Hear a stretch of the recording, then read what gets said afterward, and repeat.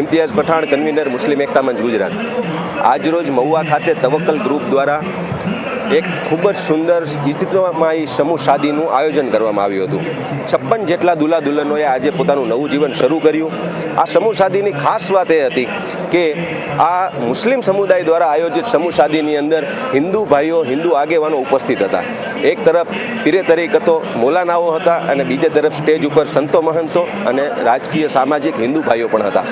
આ તમામ આગેવાનોની વચ્ચે એક આયોજન મુસ્લિમ સમુદાય કરે છે અને જગ્યા એ હિન્દુ સમુદાયના લોકો ફાળવે છે। આજ આપણું સાચું હિન્દુસ્તાન છે, આજ આપણી સાચી ઓળખ છે, આજ આપણો એકતા અને ભાઈચારો છે।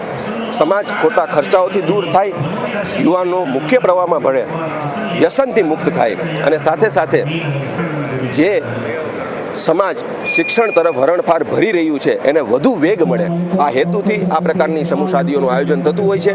આ સમૂહ શાદીનું આયોજન કરનાર આયોજકોને પણ વિનંતી કે ખૂબ પ્રમાણમાં આ પ્રકારના આયોજનો કરે અને જે લોકોને આર્થિક રીતે સમૃદ્ધિ ઈશ્વરે અલ્લાહે આપી છે એ લોકોને પણ વિનંતી કે આ પ્રકારના આયોજનોની અંદર ખૂબ ખુલ્લા હાથે, ખુલ્લા મને હિસ્સો લે।